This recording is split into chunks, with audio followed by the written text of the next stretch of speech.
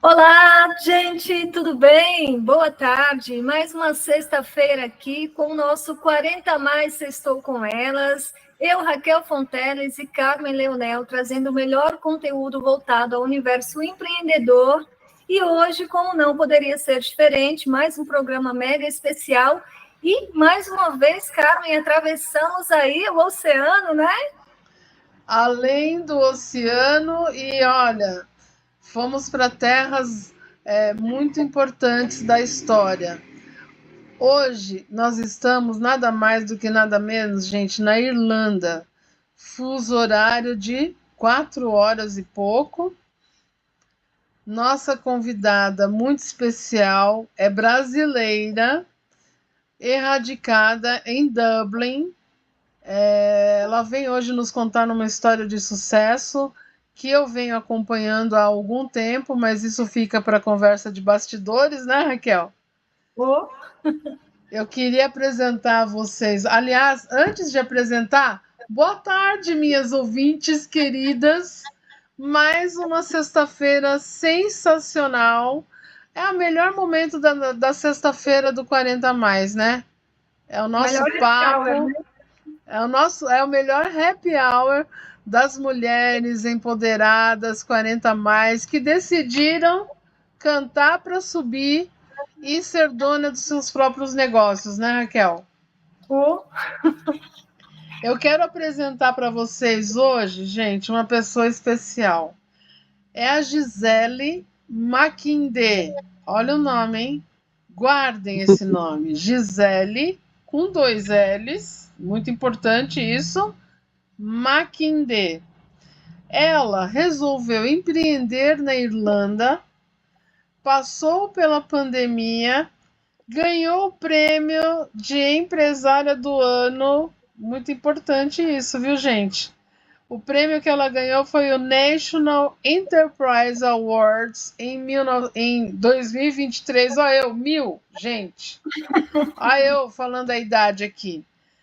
Ela ganhou o National Enterprise Awards em 2023 e hoje ela vem contar pra gente essa trajetória que começa aqui no Brasil, na culinária, podemos dizer assim? Bem-vinda, Gisele! Bem-vinda. Sim.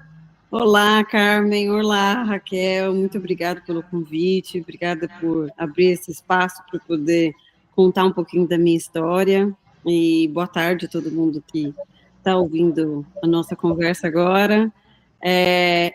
Olha, são 20 e tantos anos, não vou fazer muita. Eu não tenho problema de dizer a idade, eu já estou com 46, comecei no mundo culinário, vamos dizer assim, aos 20 anos, quando eu trabalhei no meu primeiro restaurante em São Paulo, e desde então não parei, mesmo tendo feito faculdade de turismo, antes de terminar eu já sabia que meu caminho era dentro de uma cozinha, mas eu nunca imaginei que a cozinha ia me trazer até a Irlanda, né, me colocar onde me colocou, e hoje eu estou até muito mais atrás do computador do que atrás das panelas e de um fogão, mas ainda continuo mantendo a minha paixão pela comida, né? Eu acho que a minha forma de dizer para as pessoas que eu amo as pessoas, que eu te amo, é cozinhando. Então, eu acho que não há forma mais gostosa de receber esse carinho, essa atenção, esse amor, do que através de uma comida gostosa. Legal, a gente falou recentemente aqui, né, Carmen, que a comida, acho que foi no papo com a Giovana Dantas, a Gigi Doces, e com a Drica lá de Cascais. É que a comida, ela está muito, a arte da culinária, o negócio, você mexer com culinária, você lida muito com memória afetiva, né? Então, você gera emoções, você desperta emoções.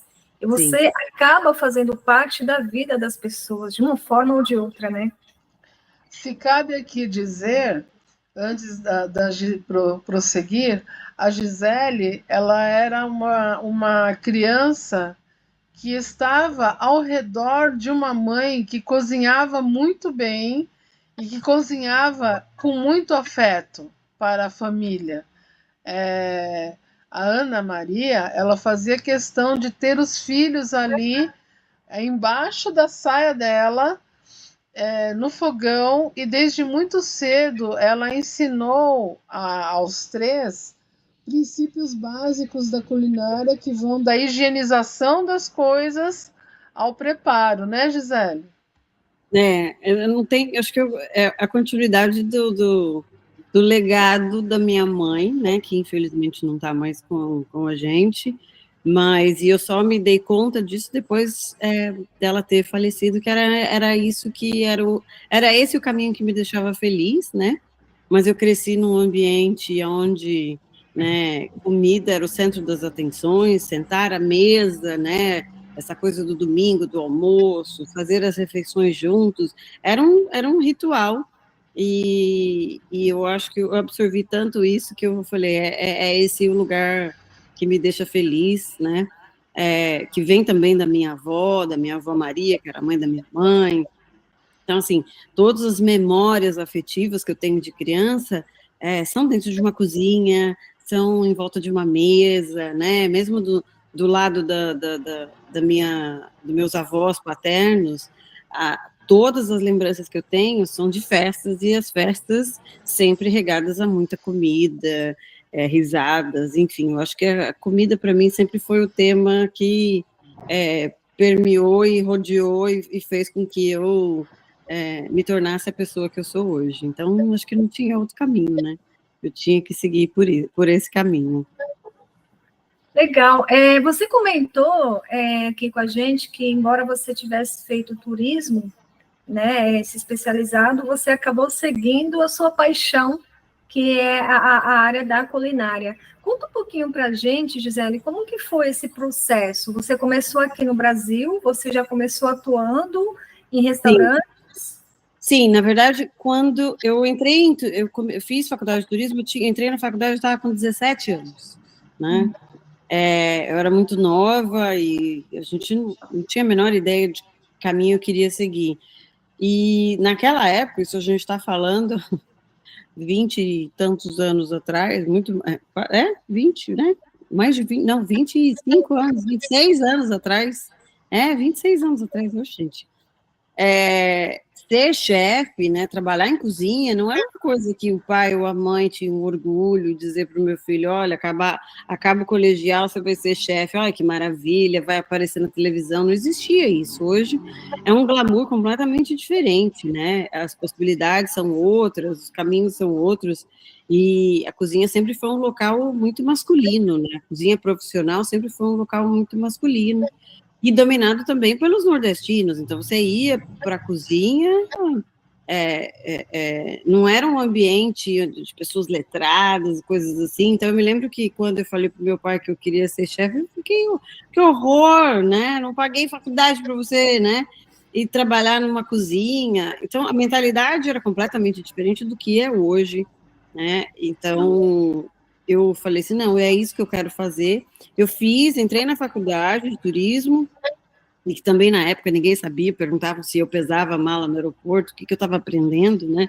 Também era um mercado completamente novo, né? O que faz alguém que estuda turismo, né? Podia ser uma série de coisas e a maioria das pessoas não sabia.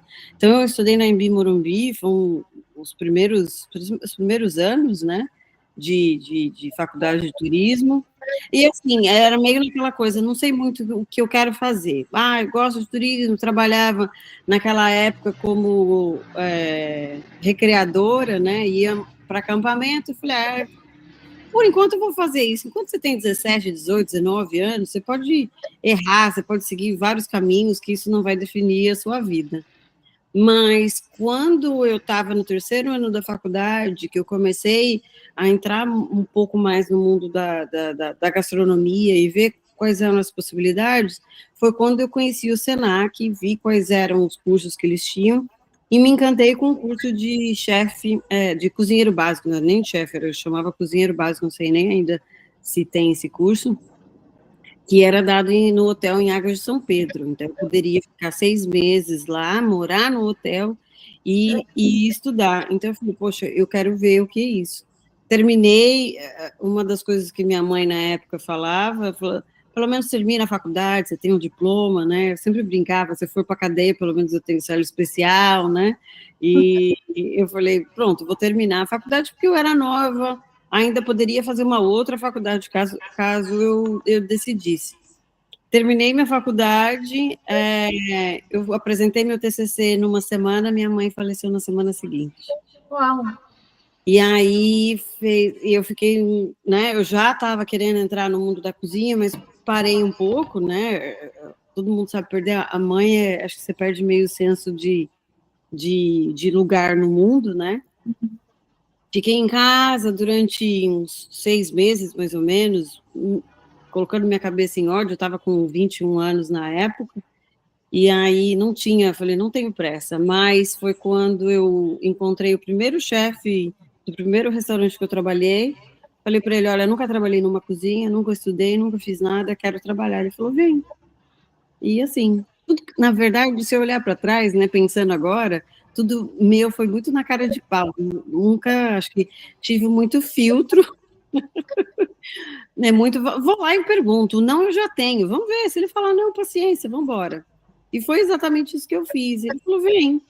E aí eu comecei a trabalhar na cozinha, numa cozinha onde tinham chefes que hoje se tornaram grandes chefes, estou falando de o Rodrigo Martins, que se tornou um excelente chefe, Jefferson Rueda, que tem aí a Casa do Porco, que é um dos melhores restaurantes do Brasil, o Ivo Lopes, que participou do Masterchef. Então, assim, caí numa cozinha, sem querer, numa cozinha de profissionais fantásticos.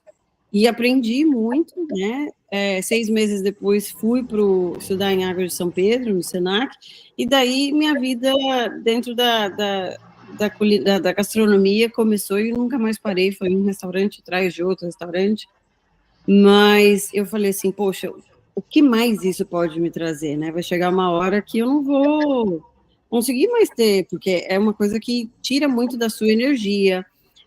Eram 6 dias na semana, folgava só um dia, né? Trabalhava-se 10, 12 horas por dia. É um trabalho muito intenso, que tira muito da sua vida. E eu queria casar, ter filhos, viver uma vida normal, coisa que a cozinha não proporcionava. Mas eu falei, bom, demorou um pouco, né? Fiquei muitos anos ainda trabalhando em restaurante, até eu decidir o que eu posso fazer com o que eu aprendi até agora. Né? Então, aí foi daí que começou o início da mudança, né? E aí esse start, pelo que eu entendi, você teve aqui no Brasil, né? O start e a empreitada do negócio já foi aqui também? Eu tive vários negócios enquanto estava aí no Brasil. O primeiro negócio eu tinha 24 anos, foi um café dentro de uma loja de roupas. E depois, na mesma época, além desse café dentro da loja de roupas na Vila Madalena, era um café dentro de um orquidário. Eu montei uma cozinha central no Taboão da Serra. Lá eu produzia empadas, pão de queijo, esfirra, todas as coisas que a gente servia no café. E de lá levava para esses 2 locais. Eu fiquei com mais ou menos 1 ano e meio. Gente, é tão doido, né? Você pensar, voltar atrás, né? Parece que foi uma outra vida, né? E aí eu fiquei durante 1 ano e meio fazendo isso, né? Pedi R$1.000 emprestado que na época era meu namorado, Marcelo. Falei, me empresta. Foi o meu cash inicial, né? Para começar os cafés. Mas era aquela coisa, né? Meus funcionários ganhavam mais do que eu, né? Eu mal conseguia pagar as minhas próprias contas, mas eu sentia muito prazer naquilo que eu fazia, né? Saiu em Estadão, toda vez que saía em Estadão bombava, os cafés bombavam, vinha muita gente, eu fazia coisas diferentes, você sai no jornal, né? Mas no final das contas eu falava, eu quero pagar as contas, né? E só aquilo não conseguia me fazer pagar as contas. Uma coisa interessante que hoje eu vejo do meu filho estudando aqui na escola, a gente não tem bagagem nenhuma em termos de como ter um business, como a nossa educação financeira no Brasil ela é muito pobre, né? A gente não tem nenhuma. Então, assim, quando eu olho para trás e vejo tudo que eu fiz, eu falei, nossa, eu podia ter feito isso diferente, eu podia ter feito aquilo diferente, se eu tivesse a mesma cabeça que eu tenho hoje. Não é nem de maturidade, mas é de conhecimento, né? O meu filho hoje faz na escola, ele tem matérias extras, uma das matérias extras que ele escolheu fazer na escola é business. Então, assim, ele vem conversar comigo de coisas que eu aprendi recentemente no meu trabalho, com o meu negócio, né? Oi? Que idade tem o seu filho? Ele fez 16 anos agora. Legal. Ele já está no terceiro ano do segundo grau aqui, né? E ele faz desde o primeiro, ele faz business. Então, ele já estudou sobre balance sheet, sobre cash flow, sobre profit and loss, ele já estudou sobre bookkeeping, ele já estudou sobre impostos, ele já estudou sobre tantas coisas, e ele vem me perguntar as coisas, porque ele sabe, ele até usou o meu negócio como um projeto dele no segundo ano, apresentou, né? Então, ele veio me fazer perguntas pertinentes, e eu falei, gente, se tivesse tido esse tipo de informação que ele tem aos 15, aos 16 anos, eu teria feito tanta coisa diferente, né? A gente no Brasil, o nosso ensino é maravilhoso, viu? Não é isso que eu estou querendo dizer, mas a gente não é preparado para o dia a dia. A gente não é preparado financeiramente. Acho que nem para tomar conta do nosso dinheiro pessoal a gente é preparado, né? A gente não tem essa cabeça. Eu acho que cuidar de finanças é uma cultura familiar que os brasileiros não têm. Não. Acho que pelo fato de nós termos sido colonizados por muito tempo, a escravidão por muito tempo, múltiplas culturas diferentes pelo Brasil, porque você tem Alemanha, Portugal, Itália, Japão, os indígenas, e eu acho que a economia aqui sempre foi assim: plantar, colher para comer. Sim. Né? Se você para, né? Nunca pensei, né? E aí foi passando de pai para filho. Ó, se você quiser pagar suas contas, você precisa trabalhar. E aí você não pensou muito. A gente nunca teve uma mentalidade empreendedora. A gente nunca teve guerra para entender. Ok, vamos fazer o estoque de comida porque daqui a 2 meses não vai ter comida porque está vindo a guerra. Muito, acho que a Europa tem isso também, né? Que eles. Tem lá fora agora, inclusive. Eles estão fazendo um programa exatamente voltado para isso, para estocagem. E a gente nunca teve isso aqui. E a gente tem uma cultura, pelo contrário, do desperdício. Que a Gisele, daqui a pouquinho, eu tô aqui me coçando, porque ela vai falar sobre isso, mas nós temos uma cultura do desperdício de dinheiro, porque nós, por exemplo, a gente não valoriza a moeda. Eu morei também fora e eu me espantei porque eu aprendi o valor que uma moeda tem. Uhum. O americano, ele junta as moedinhas, literalmente, né, Gisele? Gisele morou fora também nos Estados Unidos e a gente viu isso assim, moedinha. Você vai no banco, Raquel, com um pacotinho de moedas e eles trocam as moedas pelo dinheiro, papel. E se você vai no supermercado, nenhum caixa vai ficar te olhando de cara feia se você pagar a sua compra só em moedas. Verdade ou não, Gisele? Não, correto, tá correto. E isso é uma cultura. O dia que eu tentei explicar para um americano que a nossa moeda havia passado por meia dúzia de transformações, Cruzeiro Novo, Cruzada, ele falou, porque eu não estou entendendo. Eu não estou entendendo. Porque o americano só conhece dólar. Desde que o mundo é mundo, o dólar é o dólar. Então, o que a Gisele está falando, gente, eu queria também que os ouvintes prestassem atenção. A gente prega muito, Gisele, aqui no nosso programa, a busca por educação. Em todas as plataformas, a financeira, a mercadológica, a cultura de produção do seu, né, do que você quer fazer para empreender. Tivemos aqui a Gigi, que é a Giovana Dantas, que ela faz, Gisele, ela vendia bombom no Farol. Para pensar. Sim. Hoje ela fala que a Gigi Doces é uma empresa e ela tem clientes agora corporativos e ela foi atrás de educação financeira, principalmente, porque ela falava, demorou muito para eu não misturar o dinheiro da empresa com a condução das crianças ou com a comida para pôr na mesa. Sim. Eu te cortei, mas era para que você, por favor, continue esse seu raciocínio, mas é para que as nossas ouvintes entendam que é uma questão muito necessária a educação financeira. E assim, eu falo que o Henrique tem o privilégio de estar aqui nesse país e ter uma visão diferente. Só para você ter uma ideia, além do business, as crianças aprendem na escola, tem uma aula que eles escolhem, chama Home Economics, que é literalmente ensinar as crianças a lavar, a passar, a cozinhar e a fazer compra no supermercado. Eu achei isso fantástico. Uau! Olha que eu vi isso, eu falei, gente, pronto. Aí você começa a entender a diferença dos adultos que vão ser o futuro dessa terra aqui, que eles aprendem isso. Então, quer dizer, você vê pai empurrando o carrinho de bebê, não só a mãe. Então, a gente está indo muito mais para o lado da igualdade aqui, dos sexos, né? Porque os dois fazem a mesma coisa. E eu posso atestar dentro de casa. O Marcelo, quando a gente saiu de casa, quando a gente saiu do Brasil, ele não lavava uma louça. Lavar louça é seu trabalho, lavar louça. Tirar a roupa da máquina, estender no varal, era meu trabalho. Aqui, não.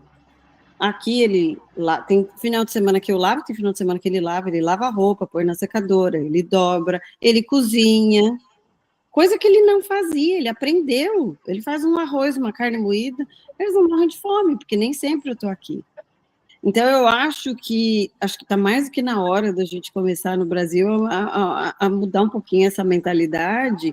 A gente não precisa vir para fora, a gente não precisa passar por todas as coisas que eu passei para a gente descobrir que existem outros meios da gente fazer. Eu sei que muitas das coisas que a gente faz aí no Brasil já estão tão enraigadas, né, na nossa cultura e nos hábitos. É muito difícil você mudar um hábito, mas eu acho que a próxima geração, que está vindo aí da idade do meu filho e tudo mais, acho que está mais que na hora de mudar isso. Porque quando eu vim para cá, quando eu decidi vir para a Irlanda, foi... primeiro porque eu estava desgostosa das coisas que estavam acontecendo profissionalmente com a minha vida. Aí eu precisava, de alguma maneira, mudar. Eu estava com 38 anos na época, e o Marcelo perdeu o pai e a mãe numa janela de 6 meses, né? E aí estava só eu trabalhando, ele tinha perdido o emprego, aí foi 2016, né, que a gente estava aí com Dilma no governo e tudo mais, e ele não conseguia se recolocar, porque ele era um profissional que custava muito caro, o salário muito alto. E foi quando a gente falou, quer saber, das duas, ou a gente se separa, ou a gente muda de país e começa do zero, né? Óbvio, eu sei que eu tenho uma situação privilegiada, mas não sabia na época, porque meu avô era português. Mas isso começou sem a gente nem pensar em vir para a Irlanda. O primeiro país que a gente decidiu ir foi Canadá. E o Canadá... Todo mundo fala, braços abertos para os brasileiros, maravilha. E a gente falou, bom, vamos lá. Um ia estudar e o outro ia ter um visto para trabalho, e o Henrique iria como estudante. Nós tínhamos até passagem já comprada para ir para o Canadá. Nós tentamos 2 vezes e o nosso visto foi negado.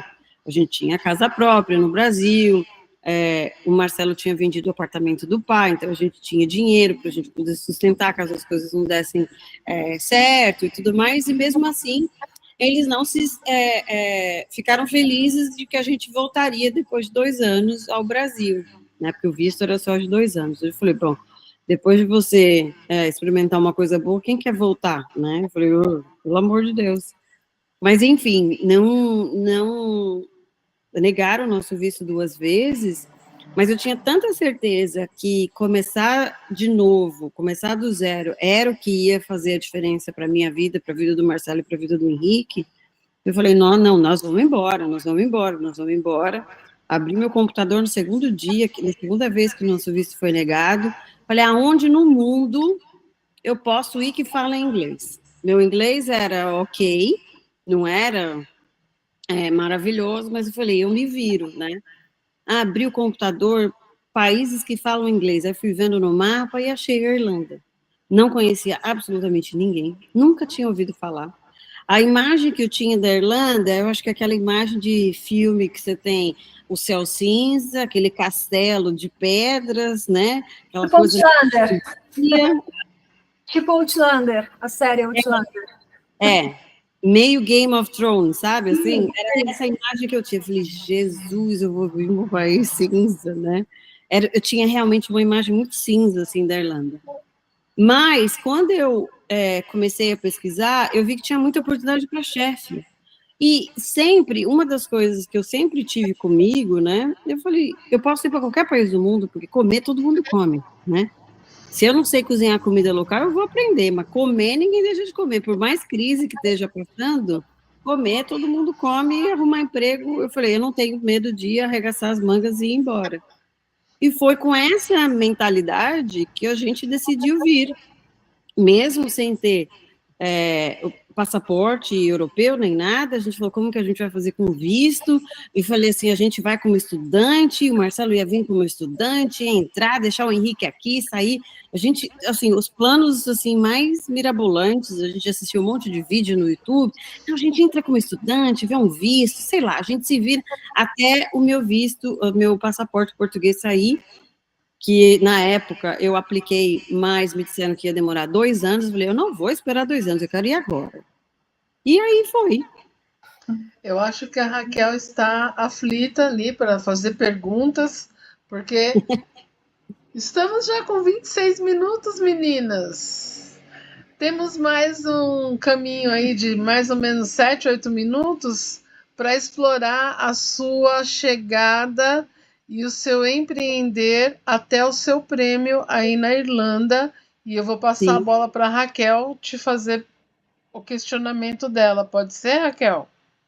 Não, claro, a sua trajetória eu me identifico muito, porque eu tive uma história parecida, porque eu nasci em São Paulo, me criei em outro estado, e apesar de eu ter nascido aqui, eu vim para cá com a cara e a coragem, porque meus familiares estavam em outro estado. Foi muito isso aí que você falou. E essa questão que você falou também, que da cara de pau, também me identifiquei muito, porque é muito isso, a Carmen me conhece, ela sabe disso. Eu chego, pergunto, não, a gente já tem, né? E eu acho isso muito legal, e é assim que a gente consegue as coisas. Assim, na maioria das vezes dá certo. De tanto você insistir, dá certo.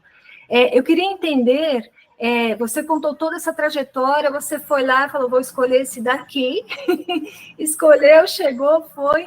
E aí, como que você construiu? Eu queria que você falasse para a gente de forma breve, como que você construiu o seu nome, a sua carreira aí, em quanto tempo que se deu, quais as dificuldades que você encontrou? Eu acho que foi o fato de eu ser cara de pau. Eu vim aqui sem conhecer ninguém. Eu hoje ando na rua, óbvio que eu falo que Dublin é um bairro, né? Muito pequeno, onde todo mundo conhece todo mundo. E eu conheço muita gente. Eu conheci muita gente. O fato de não ter medo de falar com as pessoas, não ter medo de perguntar, até o fato da casa que eu estou morando, é muito difícil conseguir uma casa aqui. Era uma das coisas, foi por isso que eu vim antes dos meninos. E o fato de eu ter conseguido um apartamento aqui foi devido aos contatos que eu fiz. Que conhecia o dono do restaurante, que me deu o visto de trabalho, conhecia o dono da imobiliária, e o dono da imobiliária viu um apartamento aqui, e aí aquela coisa, e foi. Então, quando eu decidi montar a empresa, e foi no meio da pandemia, eu falei assim, eu não conheço absolutamente ninguém que possa me segurar na mão e falar, esse é o caminho. Mas, antes de eu começar, não foi tão na loucura assim, eu falo, quem que é o Sebrae daqui, né? Aí eu fui descobrir que tem o LEO, que é Local Enterprise Office. Fui lá, bati na porta e falei, olha, eu tenho uma ideia assim, assim, assado, como vocês podem me ajudar? Ah, tem o curso tal, e eu fui fazendo. Menina, eu lembro que quando eu fui sentar, era um curso, esse primeiro curso, que é How to Start a Business in Ireland, como começar o seu negócio na Irlanda. Eu saía do curso com o cérebro doendo, com a cabeça doendo, porque era um inglês que eu nunca tinha visto. Vocabulários que não faziam parte do meu dia a dia. O que é um pitch? Eu falei, que isso, gente? Nunca ouvi falar disso. Então, assim, foi difícil, mas, ao mesmo tempo, eu fui encontrando pessoas que foram acreditando naquilo que eu estava falando, falando assim, eu acho que essa menina não é tão louca, não, acho que tem alguma coisa aí. E mesmo não sabendo metade, se eu soubesse metade das coisas que eu sei hoje, o caminho teria sido, óbvio, muito mais fácil. Mas eu acho que foi o fato de eu ter sido muito cara de pau e de eu sair perguntando as coisas, com quem que eu falo? Com quem que eu posso falar? Eu estou pensando isso, estou pensando aquilo. E quando eu comecei o negócio, foi baseado muito nesse curso que eu fiz, que eu sabia quais eram pelo menos os princípios básicos, eu sabia que eu podia abrir um negócio em casa, que eu tinha que chamar a vigilância sanitária daqui, eles iam vir fazer inspeção em casa, que foi o que fizeram. E a pandemia, na verdade, não me brecou. Quando a pandemia começou, eu já tinha a ideia, eu já sabia, já tinha o nome, já sabia o que ia fazer. Eu tomei todos os passos. A pandemia, na verdade, me deu o tempo que eu precisava para amadurecer um pouco mais a ideia, para eu treinar. Eu fiz todo o curso de gelato online. E aí eu falei assim, quer saber? Eu vou meter as caras. Então, uma amiga irlandesa minha que montou um site, um rapaz que fornecia para o café que eu trabalhava, que foi o que me deu os primeiros ingredientes. E aí, qual que era a ideia? A empresa chamava-se Cream of the Crop, que era uma empresa de gelato zero waste. Na verdade, eu aprendi a fazer sorvete, e eu queria fazer sorvete utilizando produtos que iam ser jogados fora. Então, eu só poderia fazer isso se eu contasse com outras pessoas para me ajudarem. E daí, desse rapaz que me dava frutas, ele me indicou para moça que me dava iogurte, que me indicou para outra moça que me dava legumes, e assim eu fui fazendo minha rede, falando com o outro. Nesse meio tempo, consegui comprar um carro, e aí eu ia com o meu carro, o carro que eu ainda tenho até hoje, buscar todas as frutas, os legumes, trazia para casa. Montei na minha casa um mini laboratório, num quartinho que eu tenho aqui no apartamento. E aí comprei a máquina, e aí o cara que me vendeu a máquina me indicou quem que poderiam ser meus clientes, para quem que eu poderia vender, e assim foi indo. Hoje, quando eu abro a minha agenda, né, eu falo, nossa, gente, eu tenho muito, muito, muito contato irlandês, né? E esse LEO, que foi onde eu fiz o curso, foi depois, óbvio, que as coisas foram crescendo e tudo mais, e que eles viram a qualidade do produto e do esforço, da ideia, foi aí que eu descobri uma série de oportunidades de grants que o governo dá e que podia me ajudar a crescer. E aí eles me falaram, você não quer se candidatar para um award? Você tem que preencher esse formulário e você vai passar por um julgamento e tudo mais, você tem que fazer um business plan e tudo mais. Eu fiz, aí em março de 2023, eu ganhei o regional, né? Então eu ganhei, eles são separados por counties, né? Eu ganhei esse regional, que foi esse mesmo lugar que eu fui fazer o curso pela primeira vez, e foi ótimo, o preço era dinheiro, adorava isso, né? Ajudava a reinvestir na empresa. E aí, ganhando o regional, eles falaram, agora você vai representar a gente nacionalmente, onde todos os outros LEOs do país inteiro se juntaram num prêmio, aí de novo eu passei por julgamento e tudo mais, outra rodada de apresentação de business plan, e aí você fica em frente aos jurados como o Shark Tank mesmo, né? Falando sobre o seu negócio, sobre a parte financeira do seu negócio, e aí eu ganhei o prêmio de sustentabilidade. Aí estavam no evento os ministros e tudo mais, foi super bacana, tal, tirando foto com eles, e foi ótimo. Me lembro até um dos ministros, eu falei, adorei a ideia do seu produto, quero experimentar. Mas foi muito isso, eu não tenho outra coisa, Raquel, Carmen, a dizer, a não ser, eu vim para cá, uma coisa que eu falo, existe uma coisa em inglês que eles chamam aqui de fear of failure, o medo de você falhar. Quando eu vim pra cá, como eu não conhecia ninguém, esse medo, ele nunca existiu em mim. Porque se eu falhasse, quem que ia estar do meu lado para ver? Ninguém sabia do que eu estava fazendo, né? Eu não conhecia ninguém, não devia nada para ninguém, né? É diferente da gente, de repente, se eu estivesse aí no Brasil, né? Com a família, com todo mundo, amigos, pessoas conhecidas, e as coisas não dão certo, você tem que se explicar. Puta, vou ter que contar para a vizinha que eu vou encontrar, ela vai me encontrar e perguntar por que não deu certo, o que foi que aconteceu. E aí essa ansiedade de você ter que se explicar para os outros acaba te bloqueando de fazer uma série de coisas. E esse fator nunca existiu aqui. Na verdade, ele não existe. Em momento nenhum ele existiu para mim e continua sem existir. Então, assim, eu continuo na minha saga, ainda não cheguei aonde quero chegar, mas medo de falhar, não tenho nenhum. Falho, nossa, muito. Essa empresa durou 4 anos e fechei ela por uma série de outros motivos, não porque ela estava indo mal das pernas, mas por problemas de sociedades, investimentos e tudo mais. Mas já estou, de novo, empreendendo numa nova empresa e vamos embora. Pode ser que dê certo? Pode ser que dê errado? Pode. E se der errado, eu vou ter que me explicar para alguém? De jeito nenhum. Eu só devo a mim mesma a explicação. Eu tenho que fazer aquilo que me faz me sentir bem. E é isso.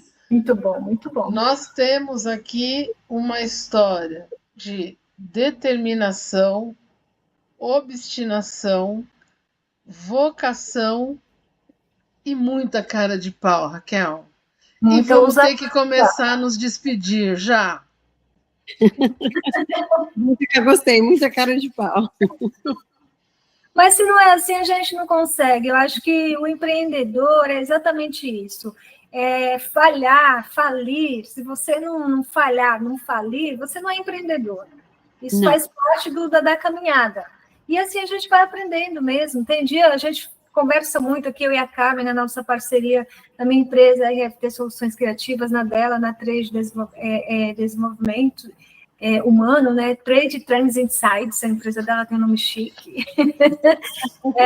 A gente fala muito sobre isso, porque tem dia que a gente está tão desanimada aqui, tem dias que a gente pensa em desistir, mas a gente não consegue, porque a vontade que a gente tem de continuar nessa trajetória é muito maior. Sim. Porque o que a gente tem do outro lado não é tão diferente, não é muito compensativo. Então, o que a gente consegue alcançar com o que a gente acredita e fazer a diferença, como você fez aí do outro lado do mundo, é isso. Então, você, assim, é um exemplo para as empreendedoras aqui. Queria te parabenizar. Isso faz a gente acreditar que sim, é uma coisa que eu sempre falo nos meus cursos. É uma coisa muito clichê, mas é muito óbvia. A diferença de quem conseguiu e de quem não conseguiu é porque a pessoa continuou, mesmo tendo não na frente. Então, é isso. Eu queria muito te agradecer. Achei que foi muito linda a trajetória, continua sendo. Vai construir uma outra história de sucesso, com certeza. A gente vai estar aqui na torcida. Queria que você deixasse aí um conselho para as nossas ouvintes empreendedoras sobre esse processo aí de trajetória empreendedora. O que você pode falar para as nossas queridas ouvintes? Olha, uma coisa que eu demorei a fazer, mas eu acho que todo mundo que começa a empreender tem que começar a fazer terapia, desde quando começa a empreender. Ótimo. É o melhor conselho. Comece a fazer terapia. Começou a empreender, comece a fazer terapia. Porque eu acho que a gente é o nosso pior inimigo. Eu, muitas vezes, fui a minha pior inimiga. Eu, muitas vezes, fui aquela que falou, não, vamos bloquear, vamos fazer. E aí, a terapia me trouxe a confiança de volta. Eu falei, poxa, eu fui a primeira brasileira a colocar um produto no supermercado aqui na Irlanda. Estou falando país. Eu fui a primeira brasileira a ganhar o National Enterprise Awards. Eu vou ser a primeira brasileira a escrever um livro sobre comida brasileira aqui na Irlanda, que vai ser lançado nacionalmente em UK, na Austrália, em 5 países da Europa e nos Estados Unidos. Então, quer dizer, você fala, poxa, existe uma luz no fim do túnel, né? Se você confiar em você, se você falar, eu sou boa pra cacete, vambora. Mas eu acho que eu demorei para voltar, tá? Porque a estar nesse estado, e eu acho que a terapia foi aquilo que me ajudou. Eu comecei só em 2023, por isso eu estou falando, comece cedo. Começou a empreender, eu acho que eu falo a melhor coisa é fazer terapia para você não perder essa confiança em você mesmo de que você pode. E você pode. Tenha certeza. Sensacional. Gisele, eu também quero te agradecer imensamente a disponibilização do seu tempo. Eu sei que eu fiquei no seu pé, desde dezembro, viu, ouvintes, que a gente está tentando cercar essa mulher. É o fuso horário. É o fuso horário, ela trabalha muito. Eu lembro uma vez a gente se falou por telefone, ela estava deitada e ela falou assim, nossa, eu acho que eu dirigi 1.700 quilômetros. Eu falei, oi? Então, a pessoa no caminhãozinho dela lá, o carro frigorífico lá do sorvete, na época, 1.700 quilômetros para colocar o produto dela nas gôndolas. Ela, pessoalmente, com a mãozinha dela. Estou fazendo isso. Hoje foram 120 quilômetros. Olha lá. 15 supermercados. Então, gente, o que falar das mulheres? Olha até onde a gente pode chegar. Não é uma questão só de ideologia de gênero.